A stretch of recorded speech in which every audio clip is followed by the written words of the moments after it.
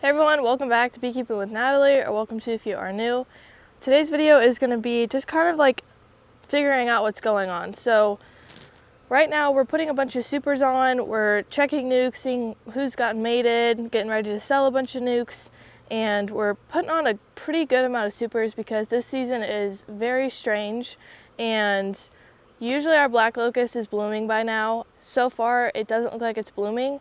But you know what is blooming? Our clover. And I don't know why, because that's not supposed to bloom till like later in the next couple months. So it doesn't look like the bees are fully on it yet, but like it's the actual like legit stuff, like the tall main flow. So I don't know what's going on, but we're making sure that we get it no matter what. So I've been putting a good bit of supers on, but one of the things that I've noticed in a few of the hives, this time of the year, we go through early in the year and we kind of decide what the hives look like.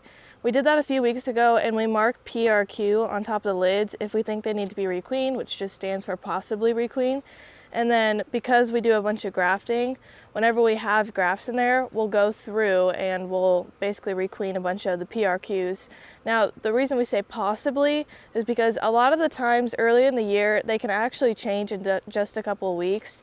Like they might look really bad, like the pattern's not very good, maybe she's just not doing a very good job, they're not building up, but just in a couple of weeks they could switch and then just kind of blow up a little bit. So we give them a couple of weeks, and then if a few weeks they're still PRQ, not really doing very good, that's when we'll go through and actually requeen.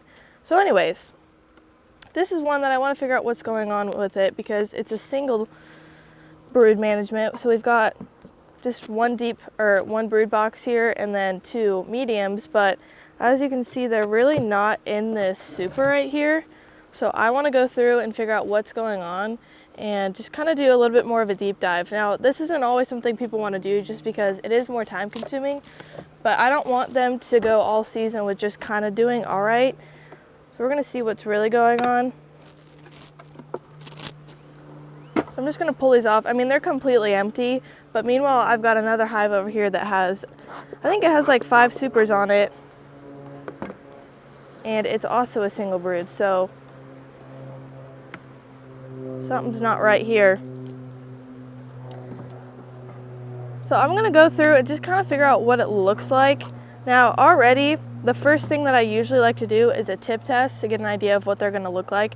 Now, these girls, I'm not thinking they're going to have really anything there, but let's do a tip test anyways. So that's just lifting up this deep box here. I don't think they're going to have any swarm cells. Maybe if I can. But if anything, I want to just see how many frames of bees they have in here.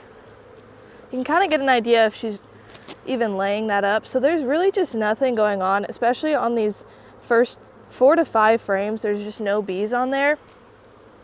So that's already not a very good sign. Now, luckily, there's almost always one solution that works every single time, is just requeening the hive, which is probably what's going to end up happening here. I've got 30 cells right over there that I'll probably end up using up all of them just for requeening, and we've got a couple nukes that didn't come back mated, so it'll go to that also. I mean, this is just dry, and it shouldn't be. So yeah, these first few frames, there's just nothing on it.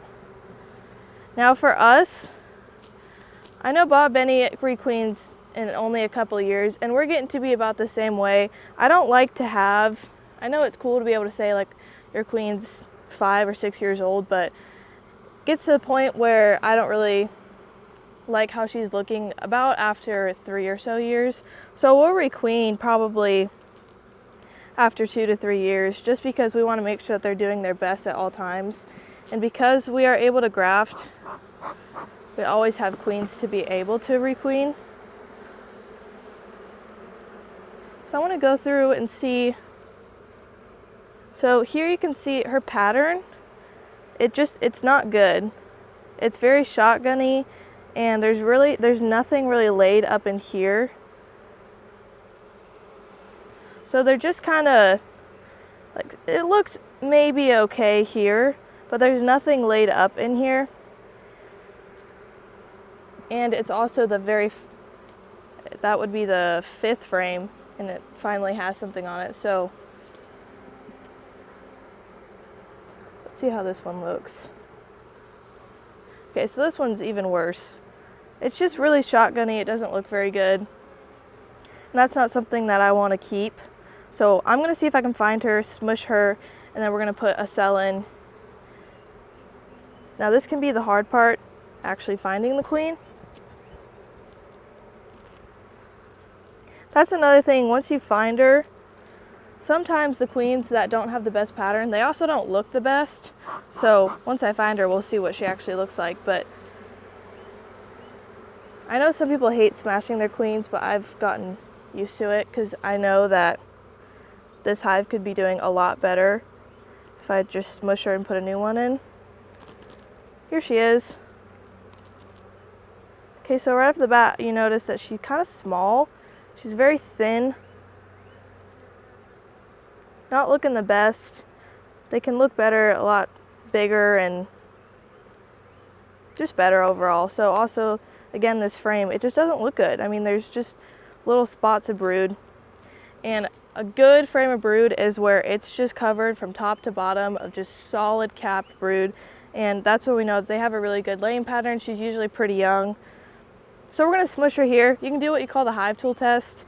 And it's basically just seeing if she lives through a good old smash. But I just pick her up here. And also, you can use this to practice your marking too. If you know you want to smush her, you can try and mark her just to practice it a little bit. So here she is. I just kind of smush her and then throw her aside. So now I'll just put this back. And I'm gonna leave them for a little bit because I want to get those cells. They just got capped yesterday, or I think some of them are still getting capped today. So I'm gonna leave them in there for a little bit, and then we'll come back and put a new cell in here. But it only takes them, some people say 2 hours, some people say a couple days. It really only takes them like a couple minutes before they know that they're queenless. So they'll probably end up making emergency cells, which is fine. I'll just come back through and tear them down. That way they have to take my queen. Some people like to just smush her and then let them make emergency cells and then keep those. I personally think those are one of the worst cells they make. If they have swarm cells, or if you have swarm cells in another hive, maybe that's what you use instead of grafting. If you can't graft, you don't have any grafts at the moment, or whatever it is, this even can work if you accidentally smushed her or whatever. But I'm going to come back through later and put that cell in here. I'm not going to put these supers back on just because they're not taking care of it. They're not doing anything to it. And I also am going to be back in here the next day, so I don't have to pull all of those off again. So these probably won't get any supers for a little while, just until they can get a good laying queen in there and she starts really doing a good laying pattern. And also, one thing that I did notice too is we pulled 3 frames of brood off of it. So we mark, when we make splits early in the year, we mark how many frames of brood we pulled out of them for splits. So we pulled 3 out of them, which that doesn't seem too bad, but this one over here says 5 frames. So they could have been a lot better, and they've kind of always been going downhill. So at this point, they're just failing, and we want to make sure that they're doing their best. So that's why we requeen, and we've just been doing that today. I think we smushed about like 5 or so queens, whether that was in splits that we didn't like, or hives like these, production hives that just aren't doing very good, or whatever it is. Another thing you can do is you can make a bunch of splits off of it also.